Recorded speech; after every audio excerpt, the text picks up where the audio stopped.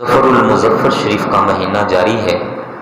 اور اس مہینے میں نے پچھلے سے پچھلے جمعہ بھی ذکر کیا تھا،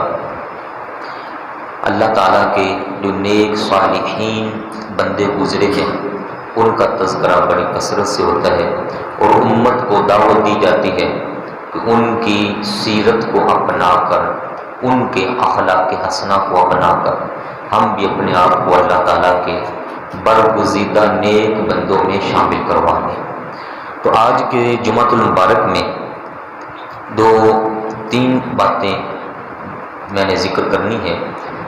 سب سے پہلے نمبر پر یہ ہم سارے بھائی ذہن میں رکھ لیں، جو صحیح اصل اللہ تعالیٰ کا ولی ہوتا ہے، صالح آدمی ہوتا ہے، نیک آدمی ہوتا ہے، وہ کبھی بھی شریعت کے خلاف عمل نہیں کرتا اور نہ ہی کسی دوسرے کو شریعت کے خلاف دعوت دیتا ہے۔ جو صحیح صالحین ہوں گے وہ ہمیشہ اب خود بھی، اپنے آپ کو بھی اور اپنے چاہنے والوں کو بھی شریعت کے تابع کرنے کی ضرور کوشش بھی کریں گے اور دعوت بھی دیں گے۔ یہ تاریخ اسلام کے اندر جو ہسٹری ہے یہ اس کا نچوڑ ہے جو میں نے 2 لفظوں میں ذکر کیا۔ جس بندے کو بھی دیکھیں وہ کسی بھی لحاظ سے شریعت کے خلاف چلتا ہے یا اس کا عمل شریعت کے خلاف ہے اور وہ دعویٰ بھی کرتا ہے کہ میں بڑا برگزیدہ ہوں یا اللہ تعالیٰ کا ولی ہوں، لیکن ہے وہ ظاہری طور پر اس کے اعمال خلاف ہیں شریعت کے، تو وہ اپنے دعوے میں سچا نہیں ہو سکتا۔ وہ جھوٹا شخص ہوگا اور وہ فراڈیہ ہوگا، دھوکہ دینے والا ہوگا، عوام کو لوٹنے والا ہو سکتا ہے، وہ اللہ تعالیٰ کے اولیاء میں سے کبھی بھی نہیں ہو سکتا۔ یہ بات ذہن میں رکھیں۔ اللہ تعالیٰ نے قرآن عظیم کے اندر کچھ باتیں ارشاد فرمائی ہیں جن کو جب لوگ اپناتے ہیں تو وہ لوگ جب عمل کرتے رہتے ہیں تو یہ عمل کرنے والوں کو اللہ تبارک و تعالی اپنا بندہ فرمانا شروع کر دیتا ہے۔ اللہ تعالیٰ فرماتا ہے جو یہ کر رہے ہیں یہ میرے بندے ہیں، اور جو اس کے بندے ہو جاتے ہیں پھر اللہ تعالیٰ فرماتا ہے کہ میرا بندہ جب مجھ سے دعا مانگتا ہے میں اس کی دعا کو بھی قبول فرما دیتا ہوں، اور میرا بندہ جب میرے سامنے دست دعا کھولتا ہے تو مجھے حیا آتی ہے کہ میں اس کے ہاتھوں کو خالی واپس لوٹاؤں۔ اس درجے پر اللہ پاک نے فرمایا کیونکہ وہ بندہ میرا ہو جاتا ہے۔ اب ذرا قرآن عظیم کی یہ اجمالی طور پر، تفصیل میں نہیں جاؤں گا، وقت ہمارے پاس کم ہے، یہ اجمالی طور پر آپ سن لیں کہ اللہ پاک کے جو بندے کام کرتے ہیں اور پھر اللہ پاک ان کو اپنا بندہ فرماتا ہے، وہ کام کیا ہے۔ سب سے پہلے نمبر پر یہ ہے سورہ الفرقان، آیہ مبارکہ نمبر 63 سے لے کر آیہ مبارکہ نمبر 74 تک۔ یہ 11 آیات طیبات ہیں جن میں اللہ پاک نے اپنے بندے کی نشانیاں بیان فرمائی ہوئی ہیں۔ ارشاد عظیم، یہ جو پہلا لفظ ہے اس پر غور کر لیں، وَعِبَادُ الرحمن، رحمان کے بندے، رحمان کے بندے کون ہیں؟ فرمایا الذین یمشون علی الارض ہونا، فرمایا جب وہ زندگی پر، یہ زمین کے اوپر چل رہے ہوتے ہیں، زمین پر زندگی گزارتے ہیں تو کبھی بھی اپنی زندگی میں تکبر نہیں آنے دیتے۔ جو اللہ کا بندہ ہوگا وہ تکبر نہیں کرنے والا ہوگا۔ امام غزالی علیہ رحمہ نے لکھا ہے اگر کسی بندے کو دیکھو وہ کسی دوسرے کو ایک انگلی سے اشارہ کر کے بلاتا ہے، ایسے کر کے، تو یہ ایک انگلی سے اشارہ کر کے بلانے والا آدمی بھی متکبر ہے، یہ عاجزی نہیں ہے۔ جو عاجز آدمی ہوگا، تکبر جس میں نہیں ہوگا، وہ ایک انگلی کے اشارے سے نہیں بلائے گا بلکہ وہ پورے ہاتھ کا اشارہ کرے گا، اور اس میں عاجزی ہے، پورے ہاتھ کے اشارے میں۔ اللہ تعالیٰ فرماتا ہے جو میرے بندے ہیں وہ تکبر نہیں کرتے بلکہ جب بھی نکلتے ہیں، چلتے ہیں، بیٹھتے ہیں تو ہمیشہ عاجزی ہی کے ساتھ وہ چلتے بھی ہیں، بیٹھتے بھی ہیں، زندگی بھی گزارتے ہیں۔ کھڑے ہو کر کھانا کھانا متکبروں کا انداز ہے، بیٹھ کر کھانا کھانا کریم آقا صلی اللہ علیہ وسلم کی سنت مبارک ہے۔ شادی بیاہوں کے موقع پر جو کھڑے ہو کر رواج بن گیا کھانا کھلانے کا، یا کسی بھی محفل پر، چاہے دین کی محفل کیوں نہ لگی ہوئی ہو، جو کھڑے ہو کر کھانا کھلاتے ہیں وہ کبھی بھی بندوں کو عاجزی کی طرف دعوت دینے والے نہیں ہیں، وہ متکبر شخص ہیں، ان سے بچنا چاہیے۔ اور جب بھی آپ میں سے کوئی بھائی اہتمام کرے کھانا کھلانے کا یا شادی بیاہ کا موقع بنائے، جب اتنے پیسے خرچ کر رہے ہیں تو وہاں کوشش کریں کہ آقا کریم صلی اللہ علیہ وآلہ وسلم کی سنت مبارکہ زندہ ہو جائے، اور سارے بھائیوں کو اطمینان سے بٹھا دیں، ان کے سامنے جا کے کھانا رکھیں، تاکہ آنے والے مہمانوں کی حوصلہ افزائی بھی ہو۔ ان کی عزت اس میں ہے کہ جس ٹیبل پر وہ بیٹھے ہوئے ہیں ان کے سامنے کھانا جا کے رکھا جائے، نہ یہ کہ وہاں لگا دیا جائے اور کہا جائے کہ جاؤ خود بخود اٹھ کے جا کے ڈالنا شروع کر دو۔ وہ اتنے سوٹر بوٹر لوگ آئے ہوتے ہیں اور وہ پھر جا کے وہاں کھانا ڈال رہے ہوتے ہیں، ایک دوسرے کو دھکے بھی دے رہے ہوتے ہیں، پتہ چل جاتا ہے اس بندے کے اندر کیا کچھ رکھا ہوا ہے۔ تو یہ متکبرین کا طریقہ ہے۔ عاجز آدمی جو ہوتا ہے، عاجزی کرنے والا، وہ ایسا نہیں کرتا۔ دوسرے نمبر پر ارشاد باری تعالیٰ ہے جو میرے بندے ہیں وہ کسی کے ساتھ الجھتے نہیں ہیں، ناحق الجھنا جس کو کہا جاتا ہے۔ کسی بندے میں علم نہیں ہے، ہمیں اس کے ساتھ متھا لگا لیا، اب وہ سمجھنے کی پوزیشن میں نہیں ہے، بندہ ہمیں اپنا وہ ٹائم ویسٹ کیے جا رہا ہے۔ تو فرمایا میرے بندے جو ہیں وہ اگلے بندے کو دیکھ کر چلتے ہیں کہ اس کے جو ذہنی لیول ہے وہ کس درجے کا ہے۔ تو میرا بندہ اللہ پاک فرماتا ہے کبھی کسی جاہل سے الجھے گا نہیں، بلکہ سمجھانے کی کوشش کرے گا، اگر سمجھ گیا تو ٹھیک ہے، ورنہ اسے دعا دے گا اور کہے گا بھائی میں تجھے سلامتی کی دعا دیتا ہوں، اللہ پاک تیرے اوپر سلامتی نازل کرے، اور میں تیرے لیے کیا کر سکتا ہوں۔ لڑائی اور جھگڑے کی طرف نہیں جائے گا۔ تیسری علامت بیان فرمائی والذین یبیتون لربہم سجدا وقیاما، فرمایا میرے بندوں کی یہ علامت ہے، ان کی راتیں کبھی سجدوں میں گزر جایا کرتی ہیں اور کبھی قیام میں گزر جایا کرتی ہیں۔ وہ غفلت کی نیند سو کر اپنی راتیں نہیں گزارا کرتے، رات کو سو گئے، نہ عشاء کی نماز پڑھی نہ فجر کی نماز پڑھی، راتوں کو پھرتے رہے مارکیٹوں میں، دکانوں پر، بازاروں میں، یا کسی کے ہاں دعوتوں پر گئے، چلے گئے، محفلوں پر چلے گئے اور صبح دن چڑھے تک سوئے رہ گئے، یہ اللہ کے بندے کی علامت نہیں ہے۔ اللہ تعالیٰ کا جو بندہ ہوگا وہ تھوڑا سو لے گا رات کے ٹائم، لیکن فوری اٹھ کر اللہ تعالیٰ کی بارگاہ میں کھڑا ہو جائے گا۔ ارشاد عظیم ہے سجدا وقیاما، کبھی سجدوں میں راتیں گزارتے ہیں اور کبھی قیام کی حالت میں راتیں اپنی گزار دیا کرتے ہیں۔ یہ دو علامتیں بیان ہوئی یہاں پر۔ پانچویں علامت بیان ہوئی والذین یقولون ربنا اصرف عنا عذاب جہنم، راتوں کو عبادتیں بھی کریں، ساری ساری رات سجدے میں بھی گزار دیں، کبھی قیام کے اندر گزار دیں، اس کے باوجود وہ جہنم سے بے خوف نہیں ہوتے، جہنم سے بری و ذمہ اپنے آپ کو یہ نہیں کہہ لیتے کہ چلو جی ہم نے عبادت کر لی تو بس ہم جہنم سے بچ گئے، نہ، فرمایا وہ اتنا کرنے کے بعد بھی انہی راتوں میں مجھ سے دعا بھی کرتے ہیں کہ اے مولا ہمیں جہنم سے بچا لینا، ہمیں جہنم سے بچا لینا۔ یہ کئی بندوں نے نعتیں بنا لی ہوئی ہیں، ایسے ہی شعر بنا لیے اور شعروں میں پڑھتے ہیں پتہ نہیں کرے تو کیڑی جہنم کا تذکرہ کرنا ہے، میں تے جہنم کو ڈردا ہی نہیں ہاں، مینوں تے بخشش دے پروانے جاری ہو گئے۔ یہ بے دین قسم کے نعت خواں، بے دین قسم کے قوال اور بے دین قسم کے یہ شعر و شاعری کرنے والے یہ خود بھی گمراہ ہیں اور اپنے سننے والوں کو بھی گمراہ کر رہے ہوتے ہیں۔ اللہ تبارک و تعالیٰ سے بڑا رہنما کائنات میں کوئی ہے؟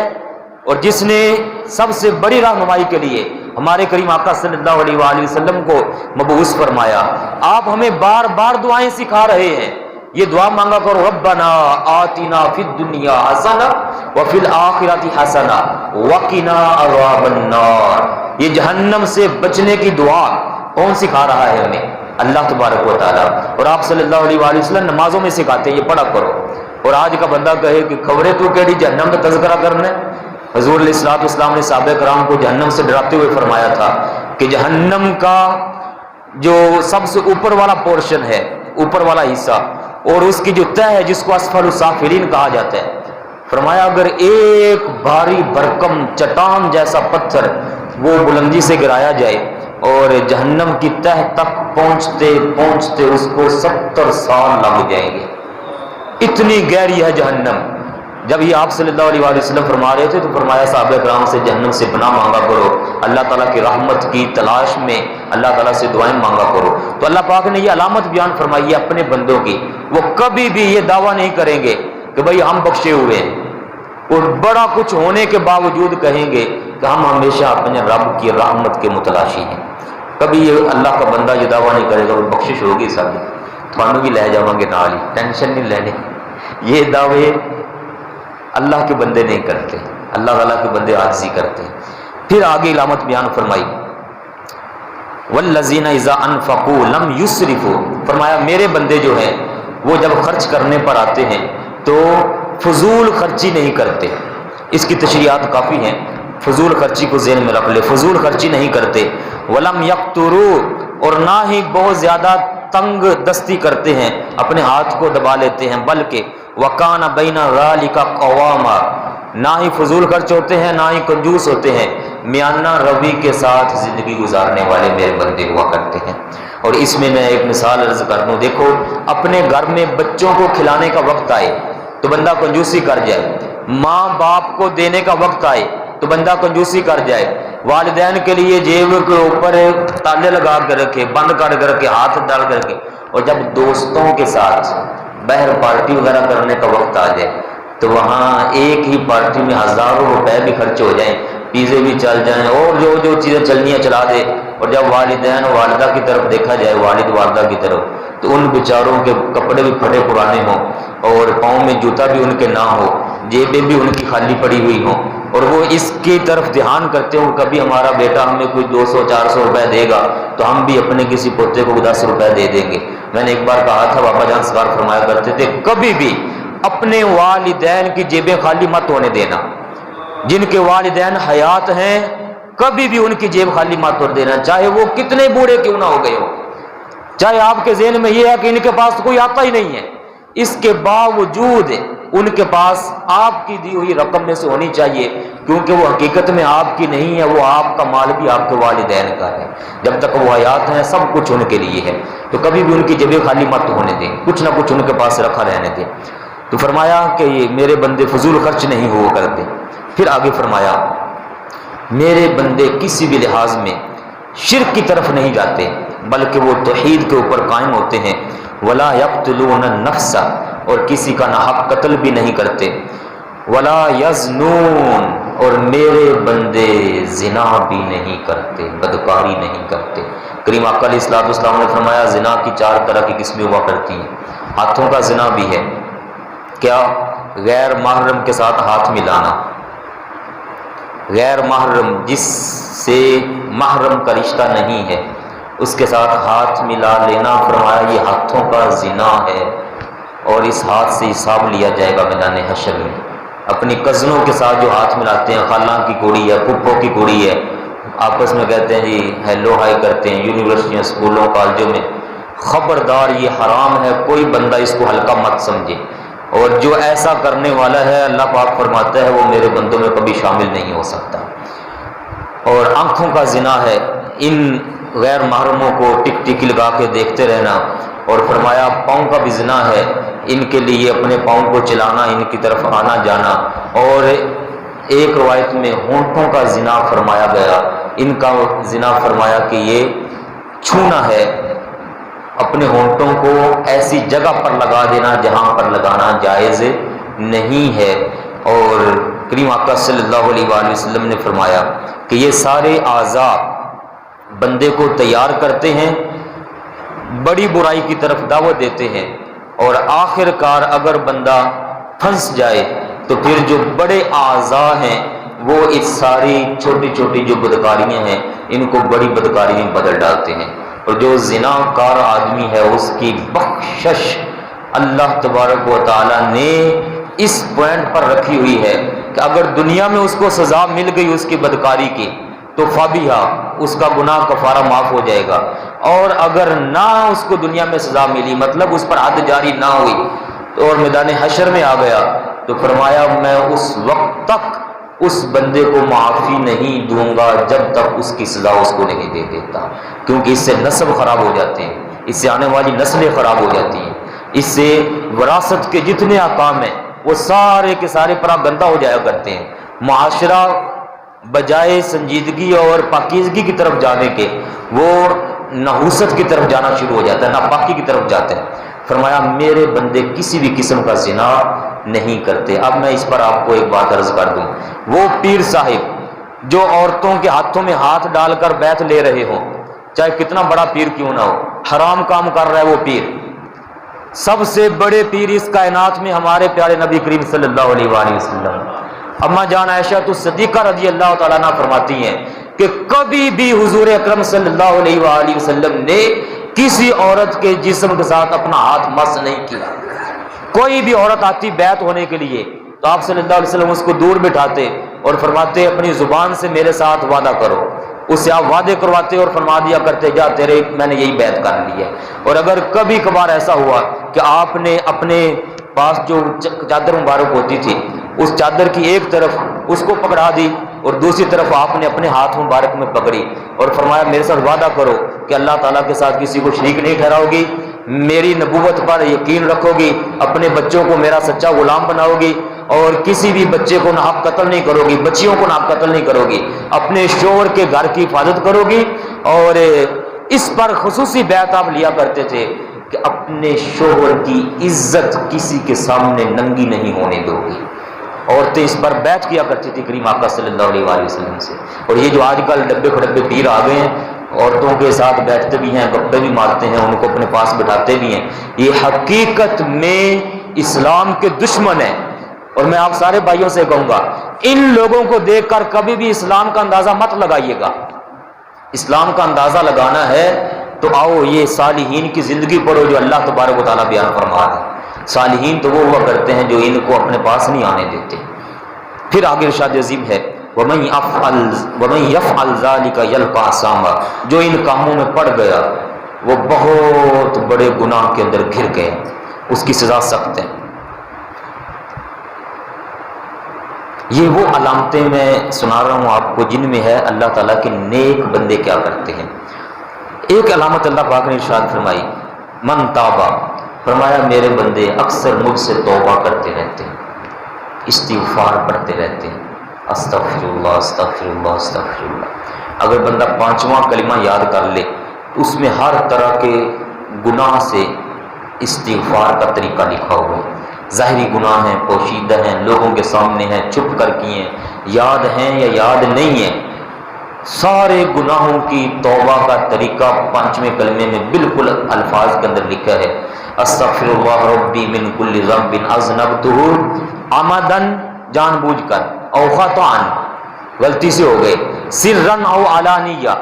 چھپ کر بیٹھے یا ظاہری کر بیٹھے، واتوب الیہ من الذنب الذی اعلم ومن الذنب الذی لا اعلم، یاد ہے مجھے یا مجھے یاد نہیں ہے. جیسے بھی گناہ ہیں بندہ کہتا ہے یا اللہ تجھے علم ہے، مجھے ہر گناہ سے معافی عطا فرما دے. یہ 5ویں کلمے کو پڑھو. حضور علیہ الصلوۃ والسلام نے فرمایا جس بندے کے کاروبار میں برکت نہ ہو رہی ہو وہ صبح ایک تسبیح نکال لیا کرے استغفار کی، شام کو ایک تسبیح نکال لیا کرے استغفار کی، اللہ تعالیٰ گناہوں کو معاف کرنے کے ساتھ ساتھ کاروبار میں برکت بھی عطا فرما دے گا. اور جس بندے کے ہاں اولاد میں بیٹا نہ ہو پا رہا ہو، بچیاں ہوں لیکن بیٹا نہ ہو، قرآن عظیم میں 2 جگہ پر یہ نسخہ موجود ہے، سورہ ہود کے اندر بھی اور سورہ نوح کے اندر بھی، اس بندے کو چاہیے کہ وہ کثرت سے استغفار کیا کرے. جب کثرت سے استغفار کرے گا تو اللہ پاک اس کو بیٹا بھی عطا فرما دے گا. یہ انبیاء علیہ السلام کا بتایا ہوا نسخہ ہے. تو اللہ پاک فرماتا ہے میرے بندے مجھ سے توبہ بھی کرتے رہتے ہیں، ایمان بھی ان کا پکا رہتا ہے، وَعَمِلَ عَمَلًا صَالِحًا، پھر اعمال بھی صالحہ کرتے ہیں، اور اگر ان سے کبھی کوئی بھول ہو جائے فوری توبہ کرتے ہیں. پھر اس کا بدلہ کیا ہوتا ہے؟ فرمایا جب توبہ کر لیتے ہیں تو وہ ان کی جو بھول ہوئی ہوتی ہے اس بھول کو بھی، گناہ کو بھی میں نیکی میں تبدیل فرما دیتا ہوں. فرمایا میرا بندہ جو ہے لا یشہدون الزور، جھوٹی گواہی نہیں دیتا. جھوٹے گواہ آج کل مارکیٹ میں بڑے آ گئے ہیں، جھوٹے گواہ. یہ جھوٹ تو ایسے مارکیٹ میں چل رہا ہے جیسے کوئی معاذ اللہ نیکی کی چیز ہوتی ہے. ہر بندہ کاروبار کے اندر الا ماشاءاللہ اچھے بندوں کو نکال کر جھوٹ کا پلندہ اپنے اوپر لاد کر وہ معاشرے کے اندر پھیلا رہا ہے۔ جھوٹوں سے بھی بچیں اور جھوٹ سے بھی بچیں ہم سارے بھائی۔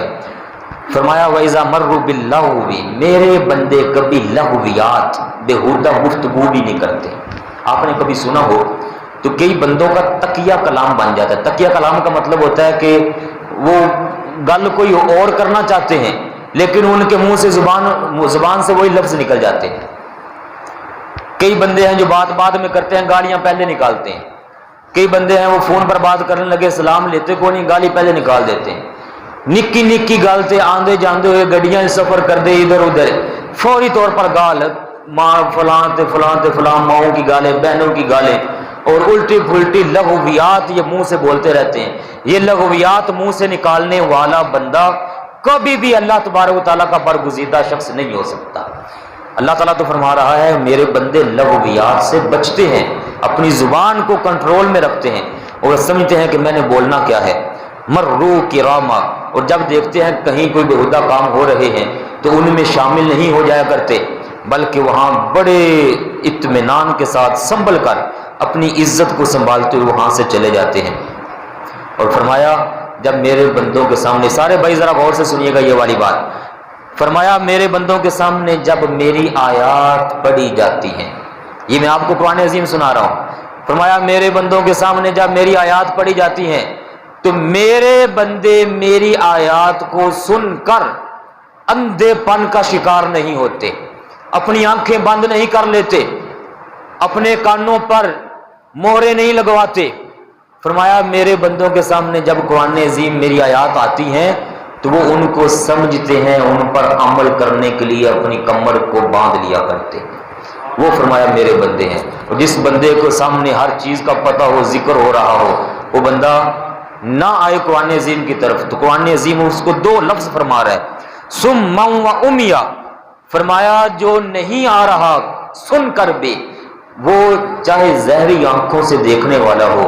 چاہے ظاہری طور پر سننے والا ہو، اللہ تعالیٰ فرماتا ہے حقیقت یہ ہے اس بندے کی کہ وہ اندھا بھی ہے اور بہرا بھی ہے، جس کو میرا کلام پاک نظر نہیں آ رہا اور جو میرے کلام پاک کو صحیح طور پر سن کر اس پر عمل نہیں کر پا رہا، وہ بندہ کبھی ترقی نہیں کر سکتا۔ میرے پیارے بھائیو، اللہ تعالیٰ اس بندے کو اپنا فرماتا ہے جو اندھے اور بہرے نہیں ہوتے بلکہ وہ قرآن عظیم کو سنتے ہیں۔ اور آخر میں فرمایا میرے بندے کی یہ علامت ہے کہ اپنی بیوی کو آزاد نہیں چھوڑتا۔ غور کیجئے گا میرے پیارے بھائیو، ازواجنا، اپنی بیویوں کو آزاد نہیں چھوڑتے۔ مرد کو حاکم بنایا گیا عورت پر، اس کو شریعت کی حدود میں رکھنے کے لیے مرد سے دنیا کے اندر بھی ذمہ داری کا سوال ہوگا اور میدان حشر میں سوال ہوگا۔ وذریاتنا، اور فرمایا اپنی اولاد کو بھی آزاد نہیں چھوڑتے میرے بندے، اپنی بیٹیوں کو آزاد نہیں ہونے دیتے، بیٹوں کو آوارہ نہیں ہونے دیتے، بچیوں کو بھی شریعت کی حدود میں رکھنے کی کوشش کرتے ہیں، بچوں کو بھی شریعت کی حدود میں اور اپنی بیویوں کو بھی شریعت کی حدود میں رکھنے کی کوشش کرتے ہیں۔ اور جب یہ وہ کام کر لیتے ہیں پھر وہ مجھ سے دعائیں بھی مانگتے ہیں، اے ہمارے رب ہمیں ہماری ازواج سے اور ہماری اولاد سے عطا فرما دے قرۃ اعین، آنکھوں کی ٹھنڈک۔ یہ آپ سارے بھائی آیت کا ہے سورہ الفرقان کے آیت مبارکہ نمبر 74، یہ سارے بھائی آیت یاد کر لیں، اگر دعا کے اندر اس آیت کو پڑھا کریں، ربنا ہب لنا من ازواجنا وذریاتنا قرۃ اعین وجعلنا للمتقین اماما، اے اللہ میری اولاد کو متقین کا امام بنا دے، عام بندوں کا امام نہیں، متقین کا امام بنا دے۔ جو شخص یہ دعا زبانی یاد کر لے، اپنی دعا میں یہ دعا مانگا کرے اللہ تعالیٰ سے، تو اللہ پاک اپنا فضل فرما کر اس کی گھر کی خواتین کی، بچیوں کی، بچوں کی عزت کی بھی حفاظت فرمائے گا، اور ساتھ ہی ساتھ آنے والے وقت میں اللہ تعالیٰ ایسے بندے کے بچوں کو تقوی کی دولت بھی عطا فرما دے گا۔ تو یہ دعا مانگنی چاہیے۔ اللہ تعالیٰ فرماتا ہے ان لوگوں کے لیے میں نے یجزون الغرفہ، جنت کے اندر بڑے اعلیٰ مقام تیار فرما دیے ہوئے ہیں۔ یہ علامات ہیں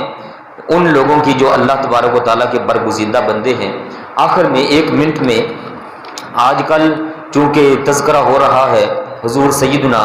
شیخ علی حجویری المعروف داتا گنج بخش رحمۃ اللہ تعالیٰ علیہ، اور آپ اکثر بھائی جانتے ہیں کہ جب عرس کا موقع آتا ہے، چاہے حضور داتا صاحب کا عرس ہو یا کوئی بھی عرس ہو، تو کئی طرح کے خرافات، غیر شرعی کام وہ عوام سے دیکھنے میں آتے ہیں، اور عوام کے ان غلط کاموں کو دیکھ کر کئی لوگوں کو موقع مل جاتا ہے حضور داتا گنج بخش علی حجویری کے اوپر زبان کھولنے کا، یا کسی بھی اللہ پاک کے ولی کے اوپر زبان کھولنے کا۔ جو شخص موجودہ دور میں یا آج سے قبل کوئی غلط کام کر رہا ہے، ہرگز اس بندے کے کام کا تعلق داتا صاحب علیہ رحمہ کی ذات کے ساتھ نہیں ہے، یہ ذہن میں رکھیں۔ ان کو وصال فرمائے اس دنیا سے گئے ہوئے 1000 سال ہونے کے قریب ہیں، 978 سال ہو گئے ان کو دنیا سے تشریف لے گئے ہوئے۔ انہوں نے جو تعلیمات فرمائی تھیں وہ آج بھی کشف المحجوب ان کی کتاب کھول کر دیکھیں، اس کے اندر موجود ہیں، جس کے اندر سے چند باتیں میں نے نکالی ہیں۔ ان میں سب سے بڑی بات جو انہوں نے لکھی ہوئی ہے وہ ابھی میں یہ پہلے بھی سنا رہا تھا جمعے سے قبل، داتا صاحب لکھتے ہیں آج کل کئی بندے، اس دور میں کئی بندے ایسے آ گئے تھے جنہوں نے یہ دعویٰ شروع کر دیا تھا کہ ہم اللہ تعالیٰ کے قریب ہو گئے ہیں، اور اس درجے پر پہنچ گئے ہیں کہ شریعت کے احکام ہمیں معاف ہو چکے ہوئے ہیں۔ تو داتا صاحب فرمانے لگے شریعت میں، اسلام کے اندر سب سے بڑا مقام اللہ تعالیٰ نے مقام رسالت رکھا ہوا ہے۔ مقام رسالت یہ سب سے بڑا مقام ہے نبوت اور رسالت کا۔ تو آپ نے فرمایا کہ یہ بندہ جھوٹا شخص کہاں سے آ گیا جو کہتا ہے کہ میں ولی بن گیا ہوں، مجھے شریعت معاف ہو گئی ہے؟ آپ نے فرمایا جو اللہ پاک کے انبیاء علیہ السلام تھے، ان کو اللہ تبارک و تعالیٰ نے جو شریعت عطا فرمائی، اس شریعت پر چلنا ان انبیاء علیہ السلام پر بھی لازم تھا۔ ان کو معافی نہیں تھی کہ وہ کئی چیزیں چھوڑ دیا کرے اپنی مرضی سے۔ تو یہ بندہ کہاں سے دعویٰ کر سکتا ہے کہ جناب مجھے ہر طرح سے معافی ہو گئی ہے؟ اور ان جیسے ڈب کھڑبے پیروں کو اور ڈونگی لوگوں کو پروموٹ کرنے والے بھی ہماری عوام میں سے جاہل لوگ ہوا کرتے ہیں، جن کو پتہ کوئی نہیں ہوتا اور ویسوں کے پاس جا کر بیٹھ جاتے ہیں۔ اکثر خواتین جاہل عورتیں وہ ان کے پاس جاتی ہیں اور ان کی جو دکانداری ہوتی ہے اس کو چمکانا شروع کر دیتی ہیں، اور جب کوئی غلط رزلٹ سامنے آ جاتا ہے تو پھر روتے ہیں کہ یہ دیکھو جناب پیر یہ کر گئے۔ وہ پیر نہیں تھا، وہ ٹھگ تھا جس نے اپنی دکانداری چمکانے کے لیے جاہلوں کو اپنے آس پاس اکٹھا کیا ہوا تھا۔ اگر سچا پیر ہوتا تو کبھی بھی عورتوں کو بے پردہ اپنے پاس نہ آنے دیتا، اسلام کے اوپر عمل کرواتا۔ اس لیے میرے پیارے بھائیوں، آج وقت ہے اپنے آپ کو سنبھالیں، گھر کو سنبھالیں۔ یہ جو علامتیں بیان ہوئی ہیں اولیاء کرام کی، ان کو اپنے اوپر لاگو کر کے اللہ پاک کی بارگاہ کا اپنے آپ کو برگزیدہ بنانے کے لیے کوشش کریں۔ اللہ تعالیٰ آپ کا میرا حامی و ناصر ہو۔ وما علیہ الا البلاغ۔